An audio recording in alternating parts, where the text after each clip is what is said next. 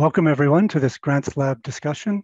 We're going to be talking about lessons coming out of the Avanti initiative, which you'll hear about in a few minutes. But basically it's around learning that's happened in the course of this initiative and related things that we've been involved with that have to do with SDG monitoring and capacities to monitor those SDGs. But before we get into that, I want to just point out a couple of housekeeping items just so we all are aware of. You may have seen that the recording was switched on for this meeting. We do not, we want to share this with people who can't make it, but we don't want to infringe on anyone's privacy. So when it comes to images of participants or participants' names, they won't be included. It's really only the presentation that you'll see in a few minutes, the video, and then also our panel discussion. But certainly at any time, if you have any questions or comments about anything, please put them in the chat. We have a chat moderator, a colleague, Gabriele Maneo, who's going to monitor that, and he'll collect them and make sure that we get a chance to address the various comments that come out throughout this webinar. Of course, if you can't see or hear, then you can't see or hear me, but at any other moment, you can just leave the meeting and come back. That's usually the quickest way to solve your technical issues.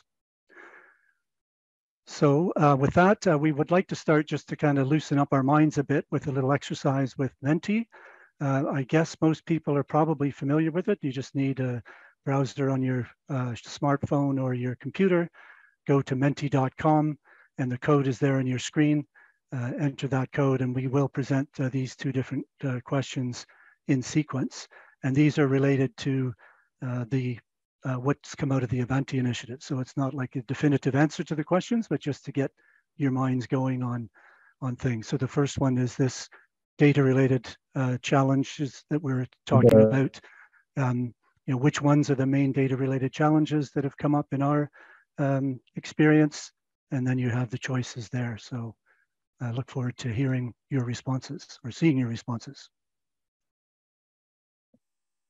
And you'll see we have a number of different choices here, which is, I'm trying to see it on a small screen: data collection, data harmonization, aggregation, quality, and processing and use.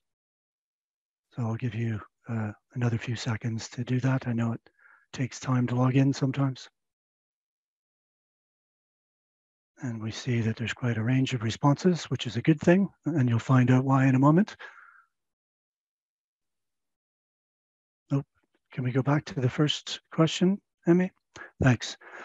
Basically, for us, it's a bit of a trick question in this case. We wanted to point out, it's basically all of the above, and you'll see why when we get into our discussions. These are the main data-related capacity issues that we've come up to discover in the various countries in which Avanti has worked. So yes, maybe we could go to the second question. So yes, assuming that the countries build up those data-related capacities, what's the next most important thing to have in place? And you have the choice of sufficient funding, effective leadership, SDG targets, and a responsible ministry or ministries it could be.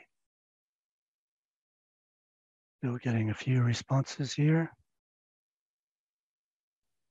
And again, as I say, this isn't a definitive answer, but it is basically, from the Avanti perspective, what we think is quite an important element to have. Okay.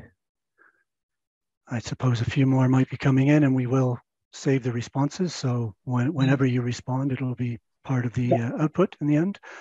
Basically, more people answered effective leadership than anything else, which is exactly what we feel is the next most crucial element if you can get the other pieces together in terms of capacities to deal with data. So nice to see that people have said that. Of course, these other things are not unimportant, absolutely. So it's just a way to kind of get our minds going around the topic. So maybe we could move to the next slide, Emmy. Thanks. This is what we're up to today. I'm Riff Fullen. I'm moderating the panel discussion and the overall event. I'm the knowledge lead for Avanti and also the head of the learning and innovation team at Helvetas. And basically we have these two main segments. First will be a presentation of the results from Avanti, basically captured in our flagship publication, and we'll provide the link for that to you at the end of the webinar. And then the second part is really the talk show with several panelists who have basically amongst them about 100 years of experience that's relevant to this topic. So I think we'll have a lot of interesting discussion there. And of course, we very much want to hear from you because you also represent a giant amount of experience, all the different perspectives and countries you've worked in and things you've worked on. So again, I would encourage you to, at any time, put any comments or questions into the chat. And then we'll take a few minutes after that to do a wrap up and closing. So without further ado, let's head into the first segment. And in order to do that, we have Dr. Abdulkarim Lawal, who you see on the screen now, who's done several of these ag scans in different countries, and you'll hear about the ag scans from Abdulkarim. And he also brings more than 30 years of experience in the international development sector, 20 of which are in specifically around monitoring and evaluation. And if I'm not mistaken, let me just check here. Yes, Abdulkarim was originally an agricultural research scientist, but since that time he's gotten heavily into helping various kinds of organizations, governments and donors, civil society organizations, communities to assess their own projects and programs, to develop strategies, to see how they're doing and to really build up their monitoring systems. So with that, let me hand over to Abdulkarim for showing the results. Yeah, thanks, Reef, and welcome again, everybody.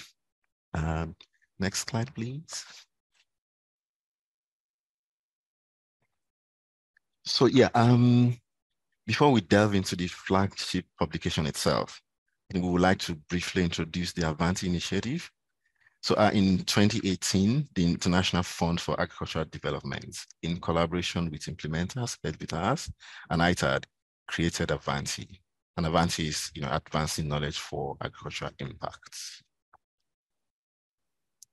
Now implemented in 13 countries, Avanti deployed a tool called AgScan, and the tool is used to undertake a facilitated self-assessment of countries' results-based management system capacities in tracking sustainable development goals in the agriculture and rural development sectors. Ultimately, Avanti's work was aimed at strengthening government's abilities to support evidence-based decision-making and reporting through monitoring, evaluation, and learning. In summary, Avanti was centered on three distinct things, but interrelated. So results-based management, country ownership, and sustainable development goals. I will leave us now to watch a short video to talk a bit more about the Avanti initiative. Sharing knowledge and working together strengthens every effort, including achieving the Sustainable Development Goals. The United Nations International Fund for Agricultural Development, with implementers Helvetas and ITAD, created Avanti, Advancing Knowledge for Agricultural Impact. Between 2018 and 2022, the Avanti initiative supported partners in the agricultural and rural development sectors in 13 countries to undertake AgScans, a self-assessment of their capacities for results-based management. The initiative also organised discussions and knowledge exchange on important topics related to results-based management and sustainable development goals. To bring together and share these multi-stakeholder experiences, Avanti released a flagship publication that presents the observations, learning and challenges encountered along the way, including the central role of data, leadership and why it is pivotal to the process, the importance of financial targeting at national and subnational levels, the behaviour change focus of the AgScan approach. The central role of data. Avanti's results show that data, from collection to management and use, are fundamental for effective results-based management.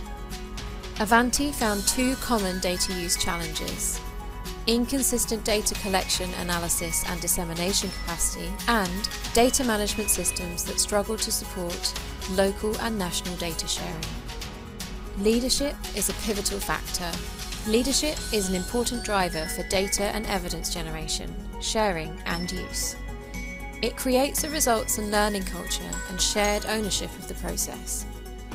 Avanti's findings on leadership are a reminder that people and their behaviour are crucial to making progress towards the SDGs. Avanti experiences show the importance of leadership at different levels and across institutions as a contributor to Sustainable Development Goal progress. The importance of financial targeting at national and subnational levels. National actor ownership of the development process is essential to the RBM puzzle. To do this, they need to have adequate capacities around data collection, management and use to feed into decision making. By using financing appropriately, donors and others can support governments to develop these capacities further and use them to drive the results-based management agenda. The behaviour change focus of the AgScan approach. The AgScan self-assessment methodology and Avanti's engagement approach with development practitioners can catalyse real change. AgScans emphasise the involvement of key players as well as multi-stakeholder participation. These two elements contribute to greater exchange between actors as well as shared ownership, both of which are required for robust, sustainable development. Monitoring and evaluation in data management in managing for results.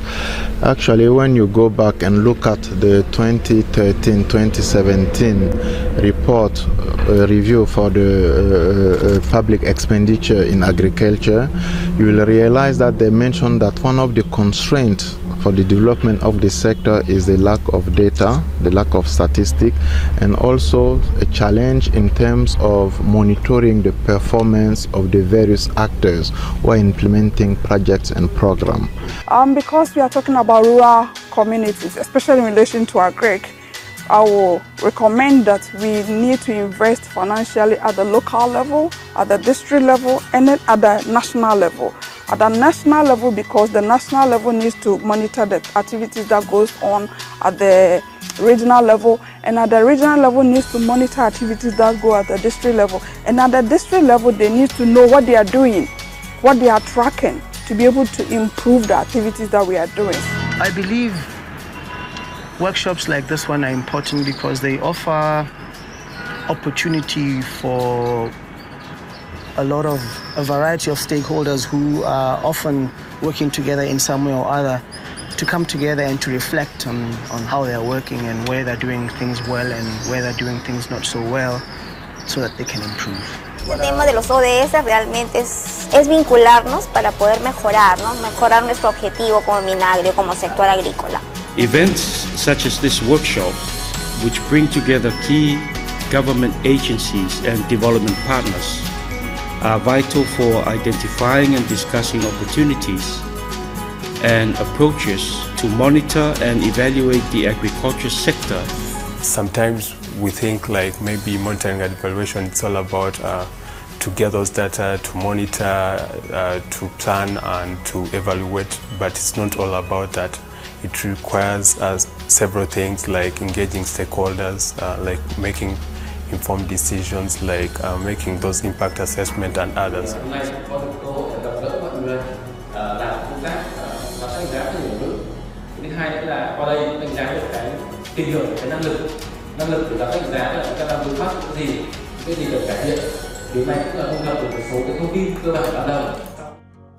Learn more and download the flagship publication at www.avantiagriculture.org or www.ifad.org. I'll just whiz through some of the points that were raised in the video, so like a recap. So we would have seen that there are 4 major things. So the central role of data, leadership and why it is a pivotal factor, the importance of financial targeting at national and subnational levels, and the behavior changes, focus of the AgScan approach itself. Now, in terms of data, next slide, please.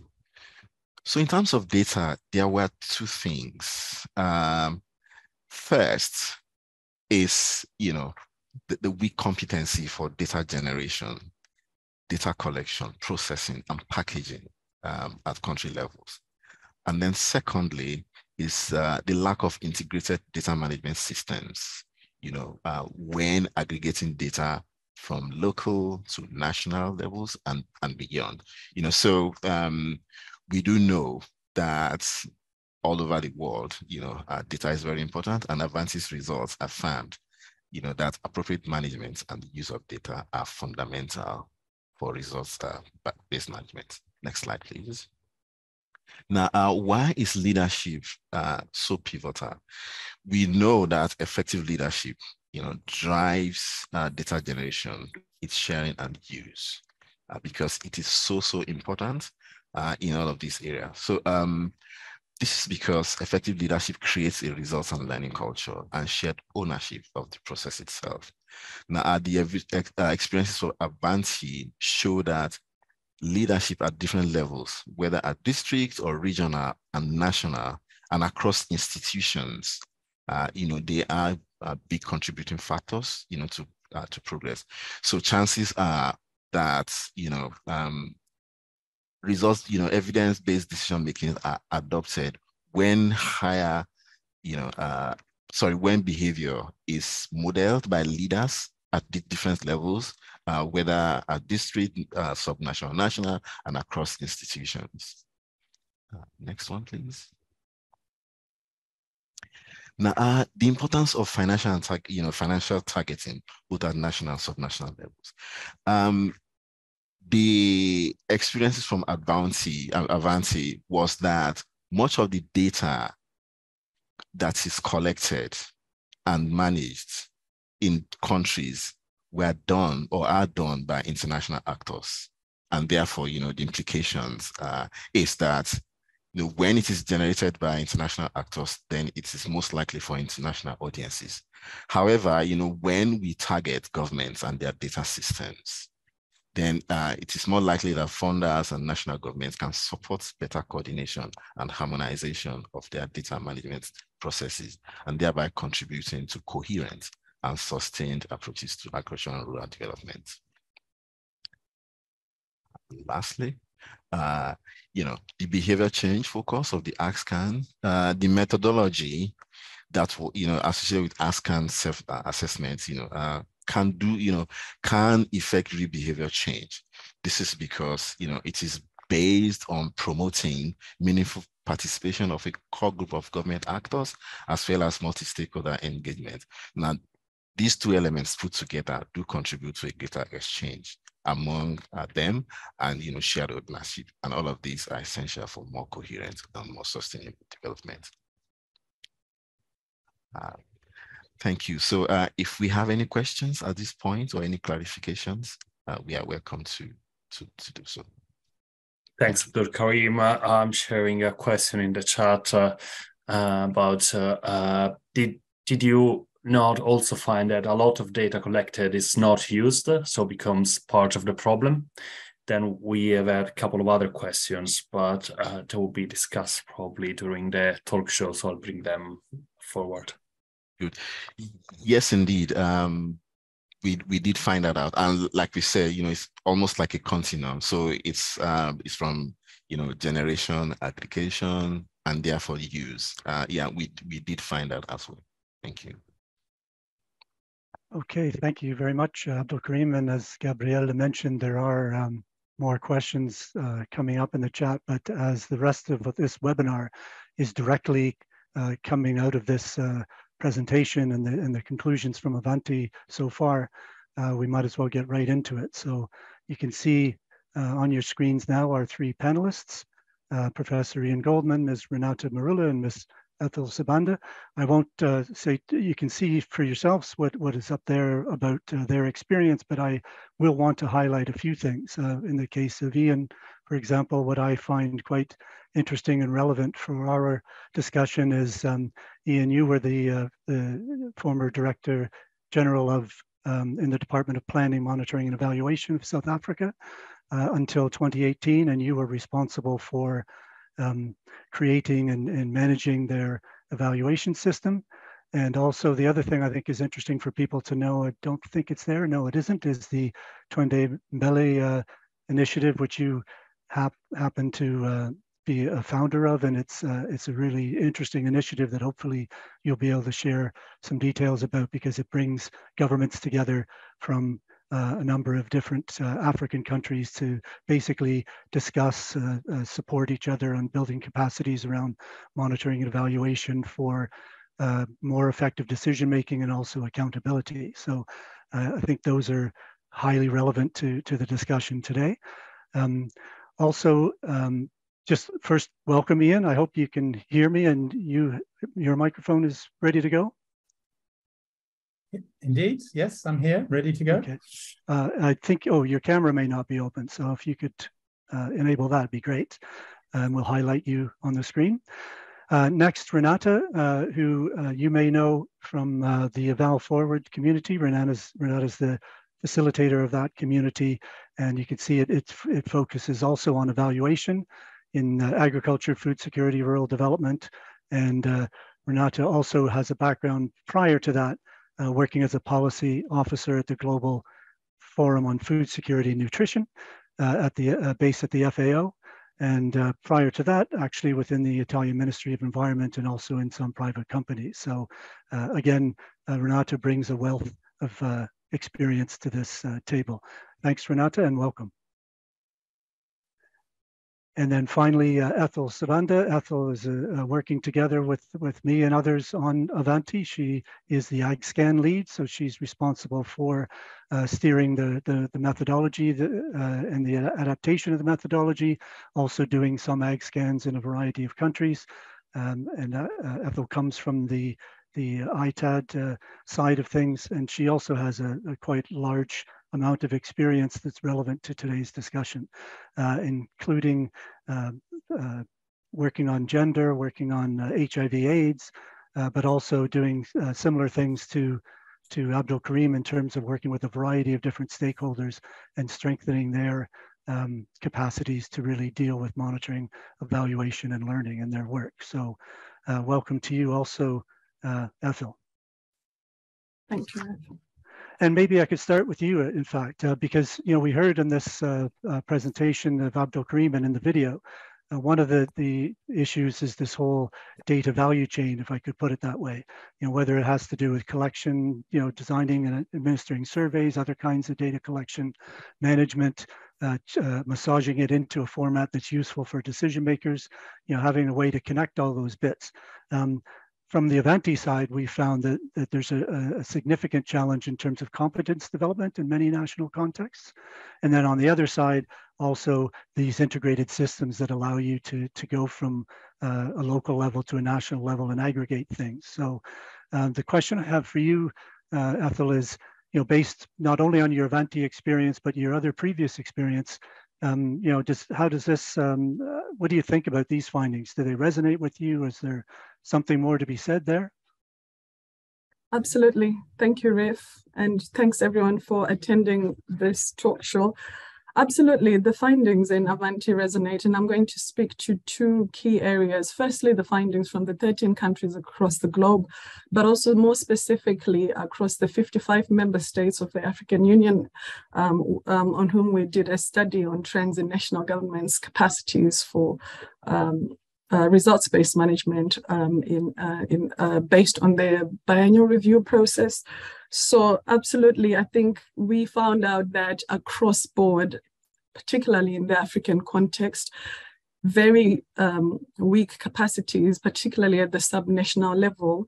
And I think it's important that I note that we're talking of a context in which 54 out of the 55 countries are able to meet the Malabo Declaration of allocating 10% of national government revenue towards agriculture. So resources are already a constraint, and I'm not suggesting they're the only important factor, as you see later in my talk, but because of the lack of resources within the sector, results-based management, monitoring and evaluation systems, data systems naturally fall to the bottom of the priority list.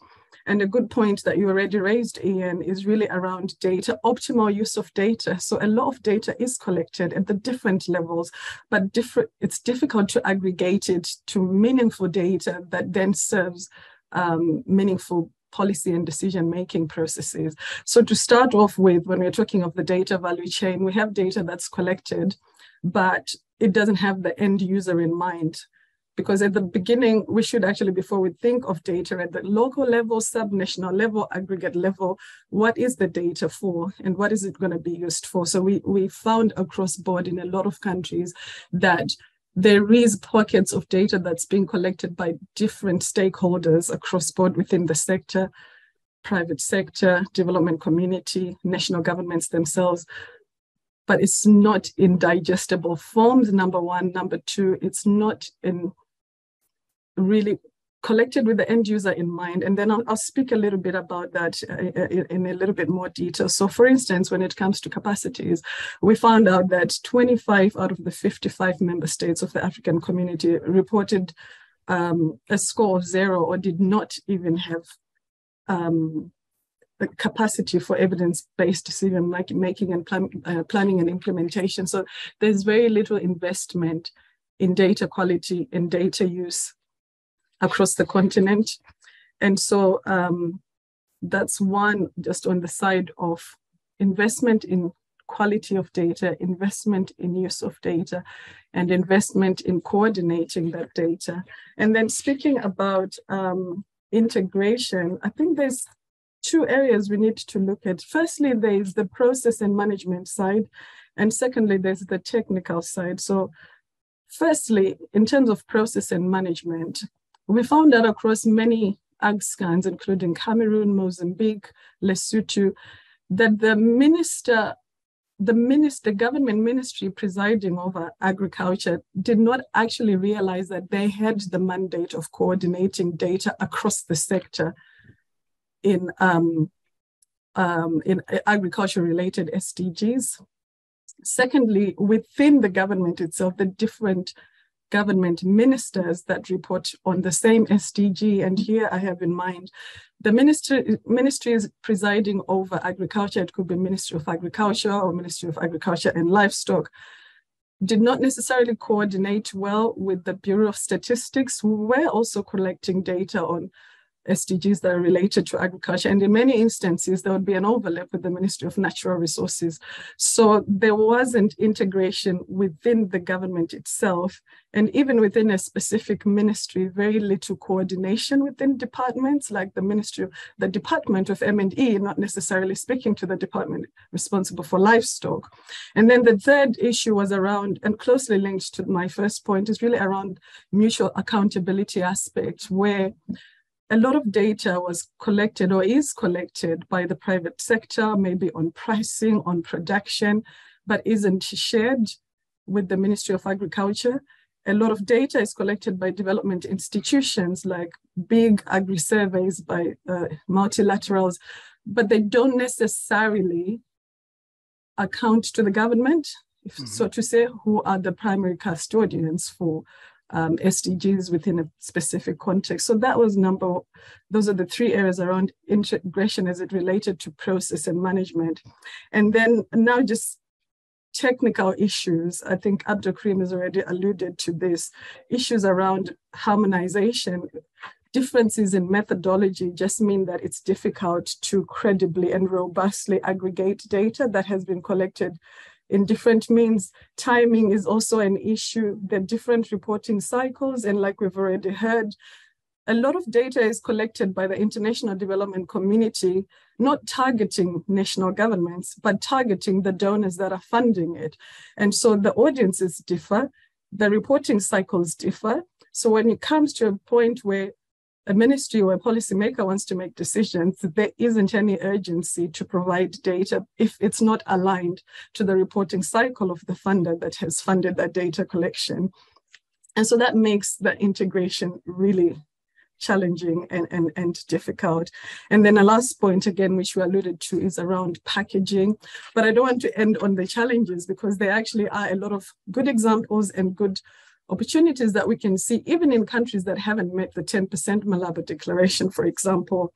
The classic example is Rwanda, which is probably the only country that's on track to meeting its goals, where results-based management is really integrated across board from top to bottom to the last level, at the grassroots level. There's this clarity in results and means to produce and generate data, as well as to package it correctly for evidence-based decision-making.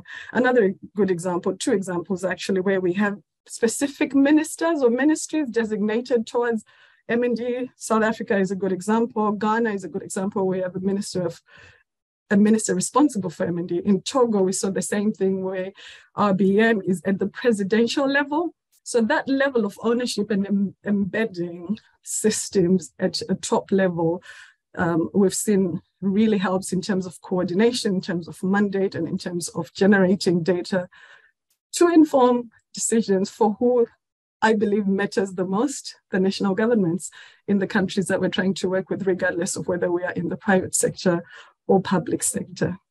Thanks a lot, Reef. Yeah, thanks, Ethel. Actually, there's a lot to unpack there for sure. And I want to get a bit of a broader perspective from Renata, but before doing that, I think it would be interesting, Ian, to hear your take from what you've heard. Of course, you not only have worked in that kind of a situation in the South African context as a policymaker, but also working with a number of other governments on the continent around a variety of issues, but also including these kind of not only capacity issues, but issues of harmonization, coordination, or lack thereof. What would you say? Could you add to that? Does it make sense to you, the perspective that Ethel shared so far? Yes, it makes sense. I mean, I think there definitely are capacity issues. There are coordination issues. I think also when the demands are coming internationally, sometimes they're orphans. They're not integrated. They're not part of the system. It's an external imposition. And Renata can talk about some interesting work we worked on with trying to address that. So there are a lot of issues, but in the end, people have got to see why it's important, why it's useful. And all too often data is collected and not used. So then people rightly say, well, what's the point anyway? So it's a case of finding really the important data, making sure it's used, making sure the people who collect it get feedback so they know that it was useful and relevant. And I think, as you said, Ethel, having the user in mind, very important. Thanks, Ian. Well, Renata, as Ian alluded to this study, maybe I could hand over to you for a bit of that Eval Forward perspective. Yes, thanks so much, Reef.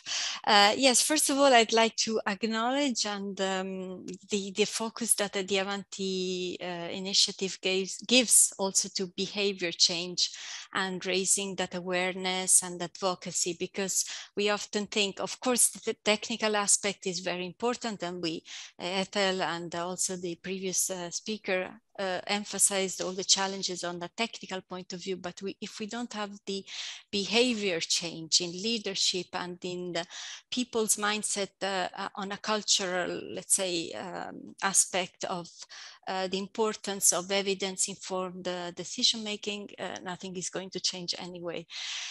So in Eval Forward, as you know, is just like to mention, is a community of practice on agriculture, food security, and rural development, and is jointly supported by IFAD, WFP, FAO, and CGIAR.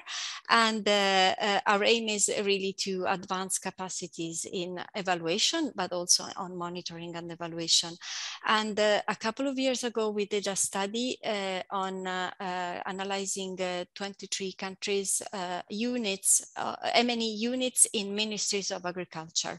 And we found really very limited resources and very limited importance given to the M&E function in these ministries of agriculture for many reasons. Many of the reasons you also alluded before, the previous speakers. Yes, lack of resources and lack of competences, of course, limited competence at least. Funding money that doesn't reach these units, and also a lot of even when these units exist, there's a lot of turnover of staff because M&E responsibilities and functions are in some cases not considered like to-go career development, let's say. So this is one thing. And then what we see in M&E is that many donors, as you also alluded to, many donors come in with different and parallel data collection, different and parallel projects and data collection and monitor, and they set up their M&E functions within their projects or programs. And this, when the project or programs finishes, this leaves little or if any footprint or let's say impact on the national institutions. And we see something really, really very similar in evaluation, which is the most, what I mostly focus on in evaluation, like evaluation from donors and technical partners. Evaluators go there and do their own evaluations, and then they don't do it with governments, and they give little chances of, they don't have the government focus in mind. So they have more the donor accountability or other aspects in mind. So in the context of the UN, what Ian was alluding before, in the UNEG, we're trying to advance this agenda for UN evaluation units to do really evaluations with the governments, with keeping in mind the priorities of the governments, because this is the way we should go. I mean, it's not, development is about government ownership and not ownership of the agencies and of the development partners. But I'll stop here for now. It's just not to go on and on. But, yeah, no, thank you. I mean, as yes. I said to Ethel, there's a lot to unpack. And for me, I mean, one of the significant elements is, you know, we talk about these different audiences and different stakeholders who are sponsoring things, but not necessarily connecting to government or sectoral priorities. And it's not a new discussion. I mean, the whole harmonization effort over many years is, you know, meant to kind of create some greater alignment. So I guess part of the question is, and it's also an ownership thing, right? Like the more things are being done by outside stakeholders, the less a given national government is going to have a sense of ownership and is going to be able to influence the way things are done. So I would throw this out to any of you that might want to share a few thoughts. Is, yeah, this, I mean, to a certain extent, it's tied to financing, but it isn't only about financing. But there's and it's also not just about financing. I mean, one of the study, the trends study that Ethel referred to, that Avanti commissioned for Africa, which will give you more information on, also pointed to the fact that you know, there could be a redirection of financing to the national and subnational levels, especially by international actors, but also national governments themselves may be in a position to invest more. And it strikes me as, you know, if they want to push this agenda further, for them to be more in the driver's seat and to get this ownership of these very complex processes, maybe they do need to step up a bit themselves and say, okay, look, we are, you know, we're redirecting things here and we would like you to do this, and let's do this together. But I don't know what any of you would think of that as a possible way forward, or are there other things that we should be thinking of to really, improve what has been as a long recognized difficulty of these, you know, the discontinuities that are there. How can we get to a better place, basically? Or is there no hope? But I think there is. Please, Ian. I mean, I think, you know, so much of development is about an external locus of control. It's about whether it's donors, whether it's central government versus a ministry or a local government. It's about whether it's the World Bank or somebody imposing on countries. Until we get that countries are using their internal locus of control, they're doing things because they believe it and they want to do it. And there are many good people in the system who do want to do things and are being suppressed for, by external people or by sometimes internal poor leadership, autocratic systems, etc. We've got to find ways to build on that energy which is in there. I'll probably talk a bit more about that later. Mm-hmm. Okay, thanks. Any other comments from the panel before I ask for Gabriele to tell us if there's any comments in the chat for us to take up? Thanks, Rif. Yeah, I agree with Ian's observations, and I think there's a lot about that comes out from the trends study, where obviously, primarily, it's the governments that should preside over any data in agriculture and own that agenda. But there is that disproportionate contribution financially, particularly, as well as agendas, and which unfortunately a lot of international development agendas are set at the HQ level. And by the time they come down, even if there's a claim that they fit within the NAIPs, the country's national agriculture investment plans, which are unfortunately very, very broad, so anything and everything can fit in there. At the end of the day, it's that donor's agenda that dominates. And I think we need to get to a place where there's that emancipation among nationals to say no to something that's not a priority, and be able to shape their own internal agenda and focus. And I think what we saw in Avanti was that appetite and that excitement among national governments to have space to talk about their own capacities, even including the agenda of the international development sector, but without the international development sector dominating the conversations. And so they had a choice. I know in countries like Lesotho, Cameroon, Mozambique, it was mainly governments, and some were actually saying, no, we don't want any donor represented because that might skew our conversation or influence our conversation in certain directions. So I think it's more around that emancipation and that appetite to lead. But unfortunately, the flip side is we found out in some countries there wasn't much appetite to actually create their own action plan. There was almost wanting to have that lead from an external factor to say, okay, moving forward, what do we need to do?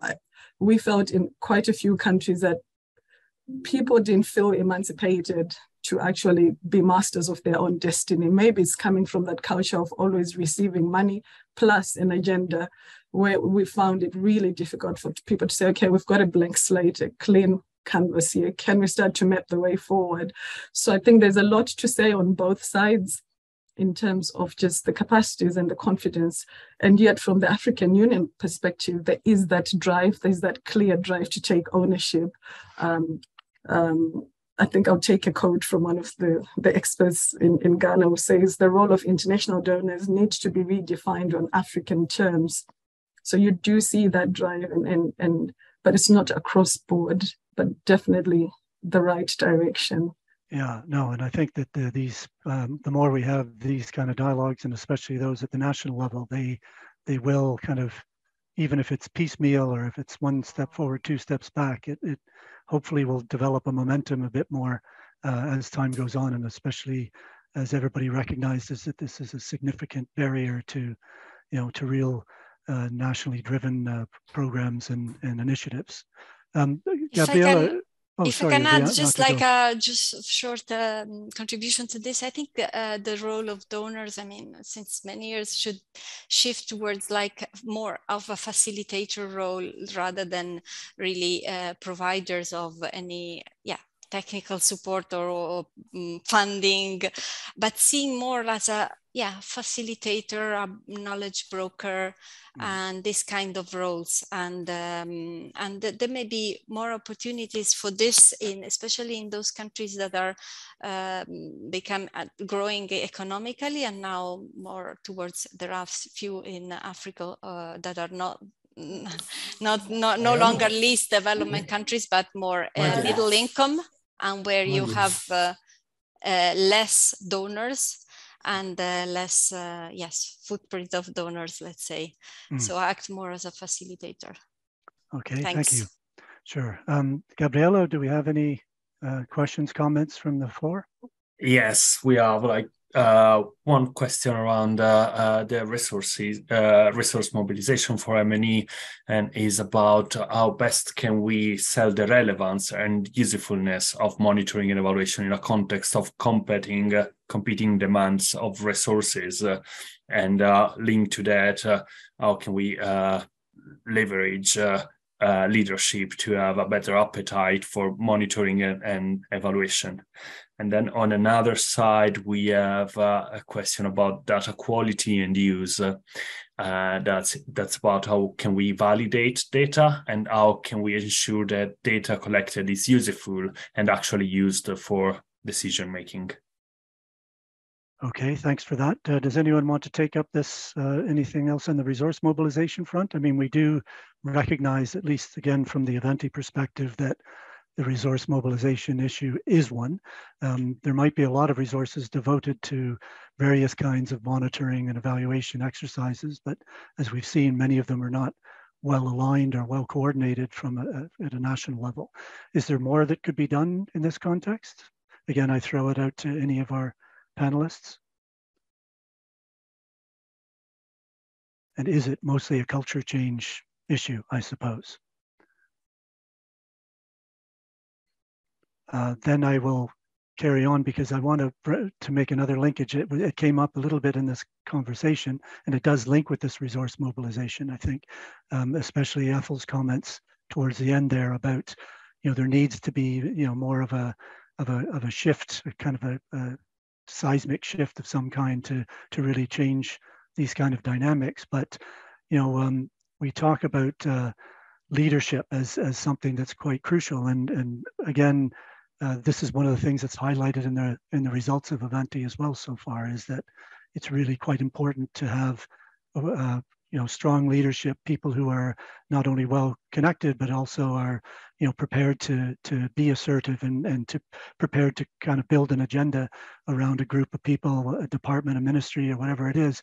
You need people like that at various levels and various institutions. Is that perhaps one of the ways that we can see progress happening towards a shift of orientation?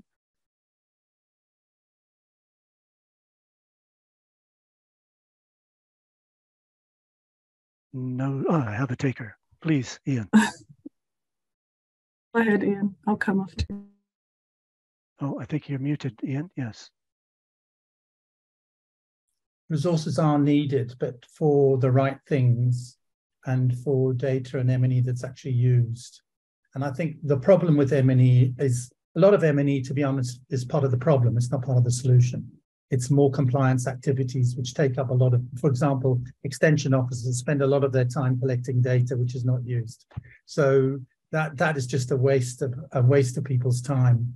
And you get incomplete data being submitted, which you can't use because it's incomplete, the quality is so variable, etc.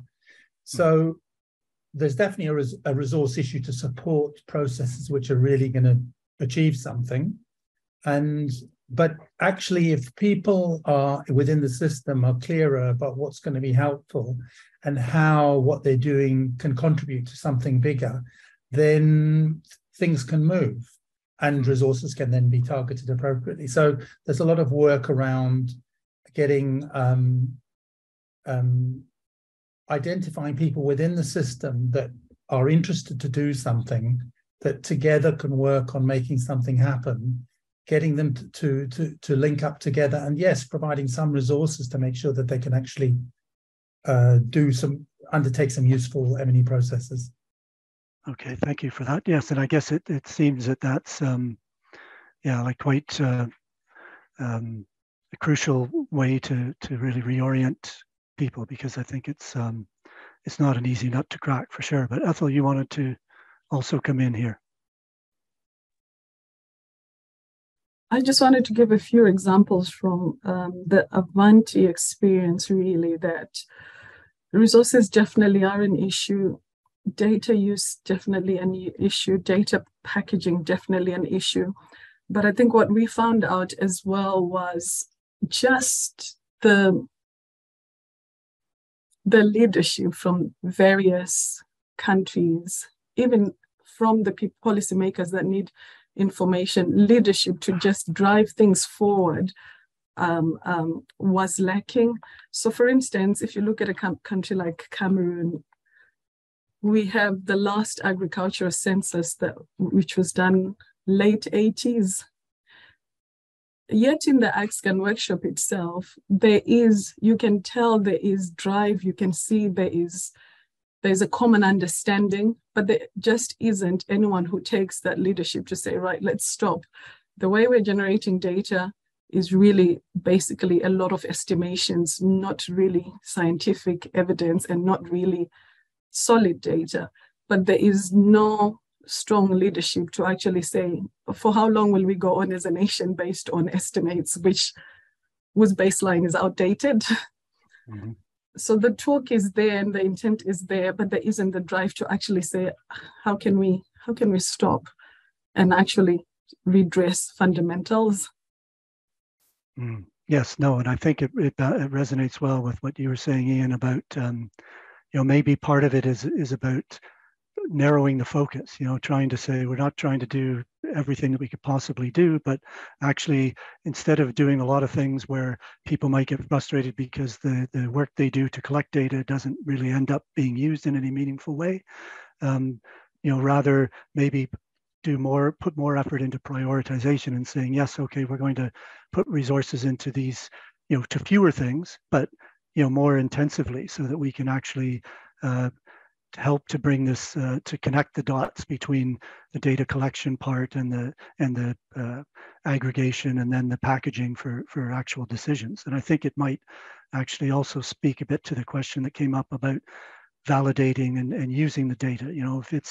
If the system isn't working well in a given national context, maybe that's and you cannot solve all the problems at the same time. Doing that narrowing is really potentially helpful. And then the second thing, of course, is this whole thing about having leaders who are prepared to really push the envelope a bit and kind of take control of the agenda. Maybe I could just ask Ian you another kind of tangential question, but I think it also for me it's quite interesting because it comes from this book that was recently published that you and Mina Pabari had edited on using evidence in policy and practice in Africa.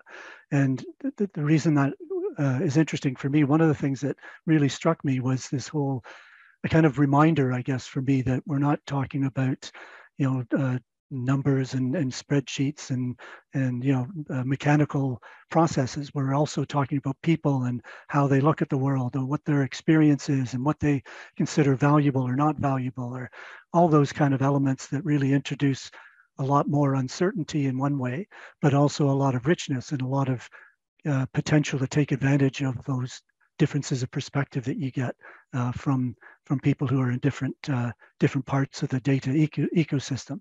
So I wonder if you could speak to that a bit. Is this? I mean, we've seen now that it's not always, and maybe even often not the case, that those kind of leaders are in different positions, or there's not enough of them, a critical mass of them, or whatever it happens to be.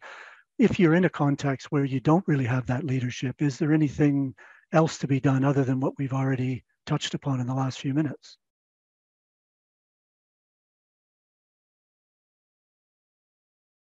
Sorry, I'm muting myself. Yeah, so first of all, I think that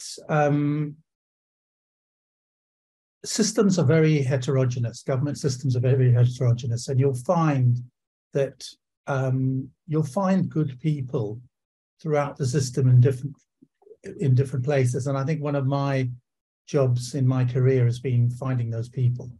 It's finding the gold.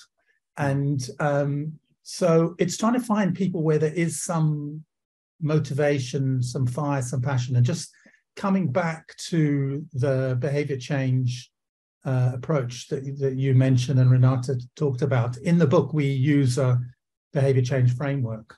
And we talk about policymakers having the motivation to use evidence, having the opportunity to use evidence, and having the ability to use evidence. So where can we find people that are motivated in the system to do something and there's something that they feel passionate about that we can build on?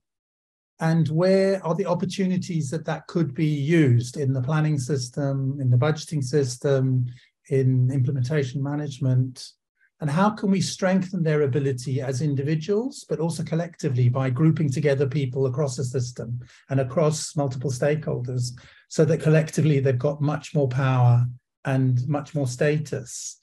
So there's a really important thing about trying to build together these coalitions which can support. And, that might also be with think tanks and with universities and people that are interested in that topic. So you start to create a movement around the topic, and it's not just caught within the bureaucratic system. And if it's issues that for them they feel are important, then how can we build that fire? How can we help to channel that fire and use that to create something which works? How can we help to stimulate a dialogue around that issue, which helps to build the interest and enthusiasm from multiple stakeholders? If on the ability side, how can we do learning by doing processes perhaps which work with them and build their confidence and their feeling that they can make change happen, and in the process finding the opportunities where data can be used, where you can build on national systems, where you can maybe use external systems but you're not building parallel systems. A few ideas. Yes, no, thanks for that, because it also speaks to this whole capacity development issue. I think it's a great point that it's not about training or providing training to various people. Of course, that's important, but it's not really the secret to making a substantial difference. It's to be able to put things into practice and to learn with other people who might have more experience, and also this networking, collaboration. I mean, certainly that's a big area of interest for Avanti and for the AgScan approach, which we'll talk about in a few minutes. I just want to remind people, actually, first I'll ask Gabriel if we have more questions, but whether we do or we don't, certainly feel free to put things in the chat. We cannot easily allow people to open their microphones because there's a large number of us, but any comments or questions you have, either for a specific panelist or in general, you're very welcome. So Gabriela, how's it looking? Yes, there is a question. In IFAD, there is a program called 50 by 2030, which aims at promoting agricultural data use in 50 countries by 2030.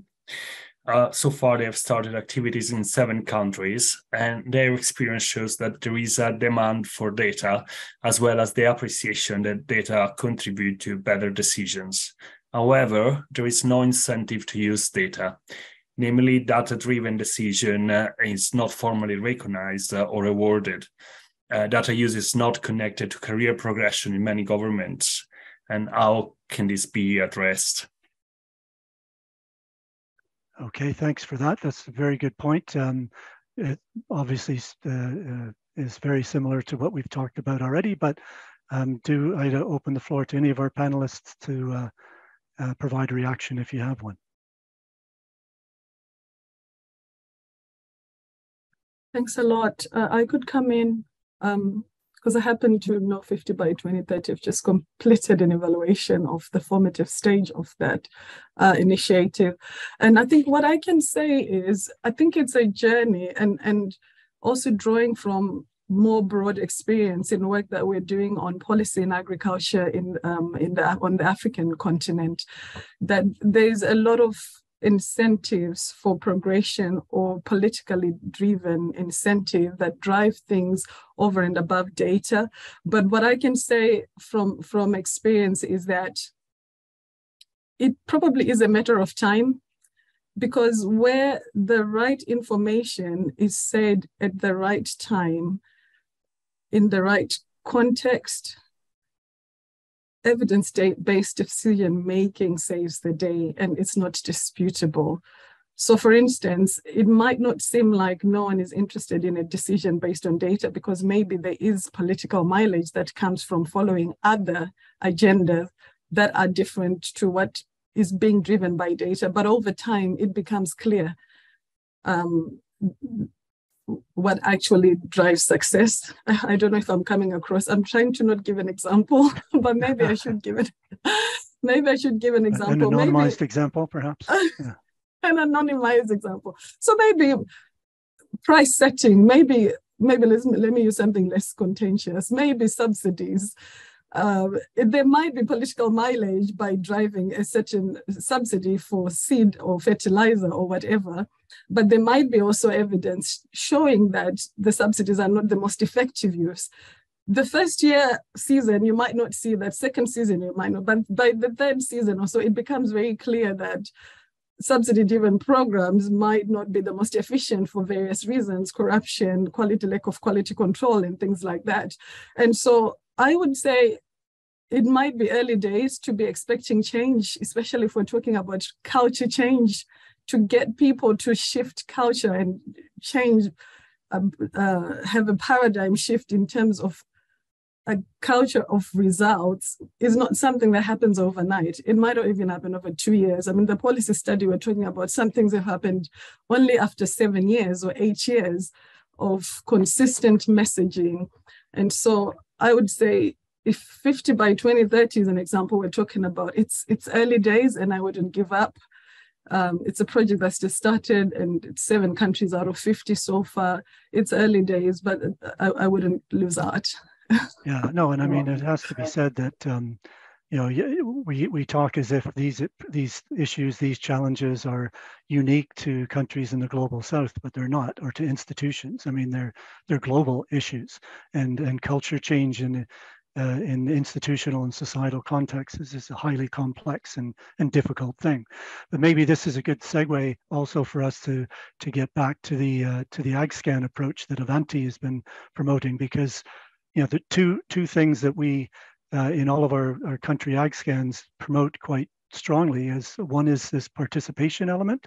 So we're facilitators of these self-assessment processes. So we take these different dimensions such as leadership and monitoring and evaluation, partnerships, accountability, statistics, and you know, we basically facilitate a process of people from the various departments, ministries, also NGOs or other you know, donors, other partners, bring them together to kind of work through some of these questions and say, yeah, where do we see that there are capacity issues that we should address, and then after that to prioritize those into an action plan. So it's a real, not only a concrete exercise, but it's also very much about creating space for dialogues. You know, a lot of small group stuff, a lot of engagement of different people who don't normally work or talk together. Some do, but a lot of them don't. And they really, the response we've had in many of these workshops is a real, you know, enthusiasm for that kind of environment where they don't really find that in their day-to-day work necessarily. So there's that participation element, and then the other is the multi-stakeholder element, where also we know that there are a variety of actors involved in these efforts to monitor different things. In this case, we're talking about the agriculture sector, rural sector, but you know, there are a lot of different actors, and if you just stick with a few of them and you don't bring the other ones in, then you're losing an opportunity for not only different perspectives but also collaboration. So to the extent that we can promote that more, I think that's a good thing. But I'd love to hear your reactions. Maybe not Ethel so much because she's a core member of the team trying to do this, but Ian and or Renata. You know, do you see this as something that has potential? This whole participation and engagement kind of thing, which is much more of a soft thing. It's not really a technical skills thing as much as it is trying to really open up some minds and some doors to different ways of working together. Okay. Yeah, okay, if I may. So yes, absolutely. Yes, I think that the importance of bringing together multiple stakeholders that are both from the offer and on the demand side, because it's, as we were saying before, raising that awareness for demanding data and demanding that the decisions are based on evidence is very important. So engaging this dialogue with the users, the producers, and those who can demand these data and evidence is very important. I'd like also to come back to perhaps one opportunity that there is. We're talking about the agriculture and rural development sector, and with the crisis that we had over the last years, the pandemic, the war, etc., some countries have realized how the value chains, the agriculture value chains, have been disrupted, and how fragile maybe their supply chain in agriculture and food is. So this sparked some renewed attention in agriculture that I think we should, as a M&E evidence community, try to leverage on, because there's some attention also with some countries that were far behind, as Ethel mentioned, Cameroon, and also countries like Gabon. Also, they've started to engage, also to do their agriculture census after many years without having an agriculture census. So they're building that baseline, and it will be important to leverage and to build those connections between the statistical offices that are usually in charge of the census and that will produce this data, and the ministries of agriculture and the many other actors that are active in the agriculture sector, because we haven't, we don't have to forget that the agriculture sector is made by private companies, farmers, a wide range of actors, and then the stakeholders that are with the climate change environment. So it's such a broad and complex multi-stakeholder group. Sure. Yeah, no, thank you for that. That's a good point. And in fact, I mean, not just the COVID and the war-related disruptions, but you know, there's a renewed, with this UN Food Systems Summit, a renewed interest in food systems and the whole ecosystem of food systems, from producer to consumer, and you know, circular economy ideas and things like that. That there's a lot of energy globally around a lot of these issues. So maybe it is a good historical opportunity. Ethel, did I see you with an interest in saying something? If not, I'll jump to, or Ian, I'll jump to Gabriela otherwise. Good. Gabriela, anything happening on the chat side? Yes, two questions in the chat. One is, to what extent has the initiative integrated qualitative and quantitative data using well-established participatory M&E methods? And then, and also consultative partnership approaches with producer organization, giving real ownership of data and interpretation of data to producers' organizations. And then a comment around donors should ensure that all public and private actors are involved in the projects, and also ensure the effective dissemination of the results from the Ministry of Agriculture to the population in rural area.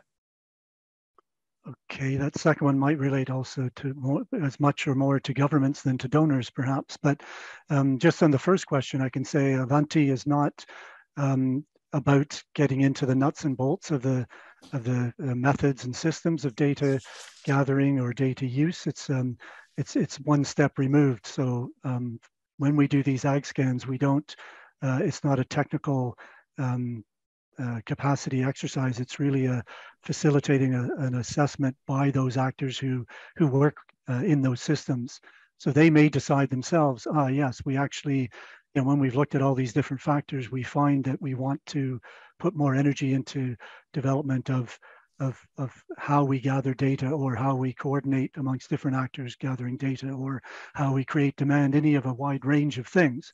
But from the Avanti side itself, we are not directly involved in providing technical support or anything like that in that sense. But again, I would offer the floor to Ian, Renata, or Ethel if you'd like to speak to either of these recent questions.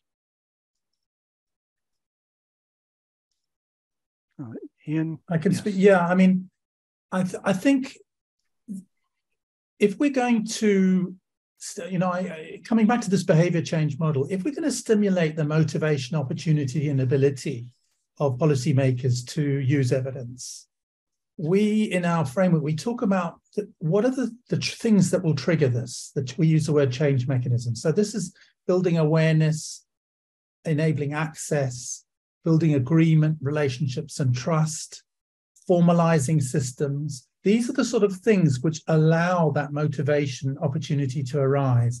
And in order to do that, the people that are working with data, whether they're program managers or M&E people or research people, they've got to do interventions which are not just about collecting the data, but about helping people to use the data. And these could be, it could be having a dialogue, it could be summarizing evidence to make it accessible, it could be organizing a breakfast with a minister to brief him or her. It could be about creating accessible repositories. We talk about those as use interventions. And yet people tend to fix on the data, the generation, but actually these use interventions are really critical. And so we've got to start equipping these M&E people, these program managers, these research people with what we call knowledge brokering skills. And these knowledge brokering skills, they have three dimensions as we see it. One is around facilitators and linkage agents. And I'm actually going to share in the chat a policy brief we've written on this.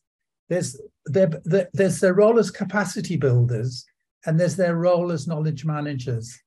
And so, the one that's perhaps less obvious to people is the soft skills around facilitators and linkage agents. They've obviously got to have the professional experience to be credible in the sector that they're working in. They need to understand the external and internal context they're working with, but they then have to be able to facilitate what might be a 2 to 3 year multi-stakeholder process. They need the capacity to establish and nurture relationships, because relationships are what makes the world work. It's not technical descriptions of evidence. It's about how you make that the relationship that the person listens to you, listens to the evidence, etc. And then there's roles in terms of capacity building around organizational change, policy processes, training and coaching, and knowledge management skills. But these soft skills are something that we need to nurture. We really need to build capacity in people to be able to take this on and play these really very strategic roles as what I've sometimes called evidence entrepreneurs in the system. No, it's an excellent point. And in fact, it all makes me think about, you know, you can also differentiate a bit. Well, two things. One is that there's this whole networky way of talking that we've been doing in the last few minutes about, it's really about bringing people together in certain ways that they can collectively have a lot more influence and positive influence. And then the second thing is these kind of soft skills that, you know, for example, a donor might support that kind of dialogue and that kind of skills development. That's because it's also a set of skills that people can develop if they want to be better at playing those kind of roles. Or NGOs in a given country can work at, you know, trying to find ways to make it clear that certain data is of use for communities or for their stakeholders, and that, you know, that demand side kind of drives a bit of energy at times too. But yeah, it's in some ways it's a kind of a magic of putting all these different elements and actors together, and when it works, it would probably make a really quite substantial step forward that everyone can see as well, because the other side of it is seeing something happening in a different way, because that can be a huge motivator, of course. Any other inputs from? Yes, I'd like to add, I'd like to fully support what Ian said in these soft skills and knowledge sharing and facilitation and so on. The problem I see is that many of those, let's say, data producers or whatever we want to call them, find it very difficult to take on these skills. And also, I think we live in a mechanism, we are in a mechanism where there is more of a fixation with the product, final product. So, okay, we deliver the census, we deliver a product, a report, that's much easier. But here we're talking about processes, long-term processes that not necessarily have a visible outcome or output in a short time. they hardly do. I think it's a long-term process. We're talking about change, so it's a long-term process. So I think it's all of our mindsets and the donor mindsets to change, to allow the space for these processes and to allow to find those people that Ian was mentioning that can be those data producers or data, technical people, but also others that come at the interface between data production and technical skills and policy dialogue and policy outreach. So it's, I think it needs a change in the whole development. Yeah, no, and it's also, larger, much larger than for sure. Yes, and making noise. Yeah. I mean, in a positive way. You know, people being champions and saying, oh, you know, we did this, and now we can, you know, we can take this and use it in this way, and you know, basically being enthusiastic about things, but in a more public way, so that others can see that there's things happening. Then Ethel, are you? Yeah, I was just going to say, just to add on to that, and just using a current example, and this is very context-specific information that needed to be relayed on specific policies within the African context. I think there's a lot to say about who delivers the information. So we were working, as I said, we're working in partnership with the think tank of African policymakers and academics. And one of the biggest findings, just in terms of process, was that when we sent team members, I shouldn't even say when our team members who were based in country and are renowned professors and known over years and respected over decades by literally everyone within the sector, when they asked for interviews with the ministers, they had the ear of the government, they had the ear of the minister. They went in as respected locals. They didn't go in as experts from abroad or NGO workers or locals. And what came out of just the process was more than we were looking for. It was simple things like the minister saying, I didn't know that was a stumbling block there.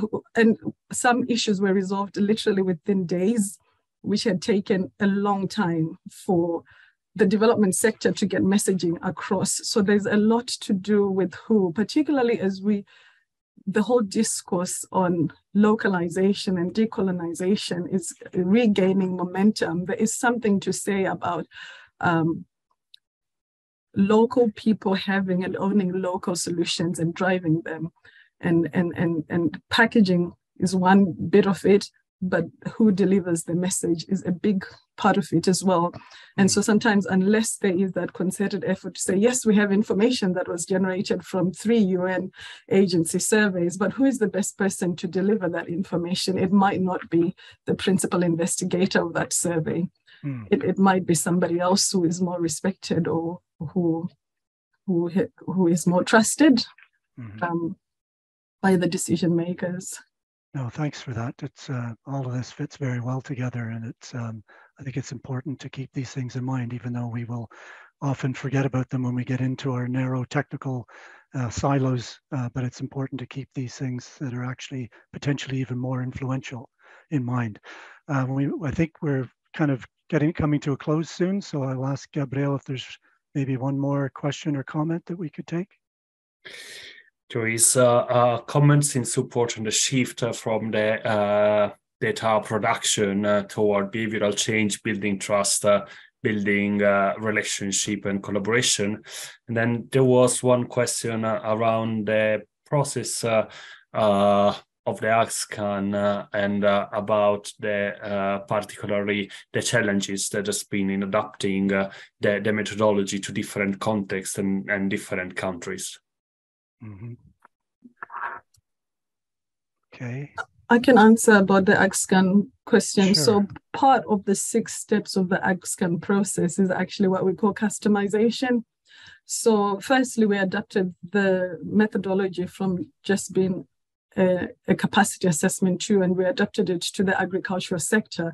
But even after adapting it to the agricultural sector, what we did in every country is to then work with local champions, particularly from ministries presiding over agriculture and rural development, to customize it to the context. And so what that looked like for instance, in small islands like Samoa and countries like Peru, there was more emphasis on climate adaptability, climate adaptation and resilience. So we tailored the tool to suit that. In places like Mozambique, they had more interest on irrigation, obviously maybe because of the recent cyclones and climate variability and the country wanting to shift more to irrigation. So the tool is very adaptable, and we have developed what we're calling an implementers package. There's a link to it in the flagship publication on how we can follow all those processes, including how to adapt the tool to specific geographies, but also to different sectors or even subsectors within agriculture and rural development. Thanks for that, Ethel. And indeed, it's I certainly, well, we all believe, those of us who are involved in Avanti, that this customization process, it's not only about making sure the tool speaks to that context in a kind of a conceptual way, but it also helps to build ownership on the part of the people who do the self-assessment and who would eventually implement any actions that are coming out of it. So it's working together with them, again, in this facilitation role, helping to surface their knowledge and their interest to basically adapt this AgScan set of tools to give them an opportunity for a self-assessment that really is geared to what their actual situations are. And then they, of course, they are the ones who decide what are their priority areas, because what inevitably comes out of these exercises is a really like you could end up with a laundry list of 100 different things that could or should be done to improve situations in different areas. But of course, in no national context are you going to have the resources, time, energy to do that. So you really do have to narrow the focus a bit to say, okay, what are the things that we think in the short to medium term are A, feasible, and B, areas that we think from our own perspective are priority areas to work on, and hopefully leveraging things that are happening at that moment, because often there are particular processes, certain initiatives, or certain collaborations amongst different stakeholders that are already doing things that can be kind of tapped into or piggybacked on, or however you want to describe it. So it really is there's an art to it, is I guess part of what I'm trying to say. It's not just a technical exercise. It's really about trying to create the conditions for those people doing the self-assessment and the action planning to get the most out of the exercise, basically. So before we move on to the closing comments that I will make, maybe we can hold the presentation for a second. And just to see, Renata, Ian, Ethel, any last words from any of you before I wrap up? I mean, we've already covered a huge amount of ground, I think, so. I think I just want to thank this collaboration we had over the years with Avanti. It was very great exchange on our common challenges, but just this between Evolve4ward and Avanti. But thank you very much. Very true. Also, I can speak for my colleagues on our side as well. It's been a very fruitful thing, and tapping into that Evolve4ward community is highly valuable for us because they're part of the constituency we want to speak to. Okay, then maybe I will do these wrapping up comments then. First of all, thank you very much to our panelists, Renata, Ethel, and Ian. And as I mentioned, they brought in a huge amount of experience. So maybe we can go to the next slide, Emmy. I also want to show you a little bit who we are when we talk about Avanti, the Avanti team from the IFAD side, from the Helveta side, from the ITAD side. This is the main players that we're talking about. We also, of course, have worked with many other people, whether it comes to some of these studies that have been mentioned already, or the ag scans that have been done in different countries. There's always a team of counterparts. There's a government coordinating person or a team that we work very closely with to help make sure that we understand as best as we can that context and provide them with the tools they need to be kind of drivers of the process. So and in these other exercises of research, we really tap into a lot of people's interest and abilities and knowledge. Every AgScan workshop brings a different mix of people together that contributes to also to the development of the tool and the approach, I should say. It's not just a benefit for them, it also benefits us quite a lot too. So yeah, just to give you a sense of who the faces are. Now moving on to the last thing I wanted to mention, it has already been mentioned before. We do have a number of publications actually. The flagship publication is the one that was summarized by Abdul Karim and basically has provided the point of departure for our discussion up to now. And it's available, that first link that you see, Exploring RBM Capacities, is that document. And we, hopefully Gabrielle is providing that in the chat as we speak, or as I speak. But we also have a number of other publications which you can find in that second link, the Avanti publications. At the moment, you'll see a number of different things, including this Implementation Barriers and Enablers publication that was led by Abdul Karim. That one is more focused on, what is it that kind of stands in the way of actually implementing the action plans that get created out of AgScans, or what are the things that create opportunities or momentum to make things happen. Now, the last two things on the right-hand side at the bottom, the implementers package Ethel mentioned briefly. This is basically a kind of a manual for people who want to conduct AgScans, the people who would like to facilitate it, and goes into some detail about the different things that they need to think about, the different tools that are available. That package is not yet published, but it will be in the near future, the next couple of weeks. What you'll find in the Avanti publications link is a placeholder for that, just to let people know it's coming soon, but can't say the date, but it should be in the next couple of weeks. And similarly, this study on the data capacity trends in Africa that we mentioned several times is in the final stages of being put together. So it will be also available in a similar time frame. We hope before the new year, so that when you're sitting at home, if it's a quiet time for you, late in December, maybe you'll have a chance to look through these things, because I think there's a lot more in there than we've been able to cover today. So, but on that note, I think we're basically just about ready to close. For myself, I'd just like to thank again the panelists, but also IFAD and ITAD and Eval Forward. We've had some really great collaboration over this year, a couple of years, 4 years actually, between 2018 and now, to implement the Avanti publication. So it's been a very fruitful and great learning experience for all of us. And yeah, I just wanted to thank people for that. And then the other thing is, of course, thanking all of you who've participated, whether or not you've posed questions or made comments. Hopefully this has been of interest to you. Hopefully you've learned something, or maybe you might want to take this up in various ways. Maybe with some of us, we don't go away after this, even if the Avanti initiative itself is finishing this month, but certainly the dialogue continues. And speaking of which, again, we would love to get your feedback on this event, specifically this closing event of Avanti. The discussion only takes a couple of minutes. The link is there for you in the chat. So please just take a minute or two and let us know what your experience has been like. And with that, I'd like to close this webinar, and thank you again, and wish you a good afternoon, evening, and the rest of the week. Thanks a lot.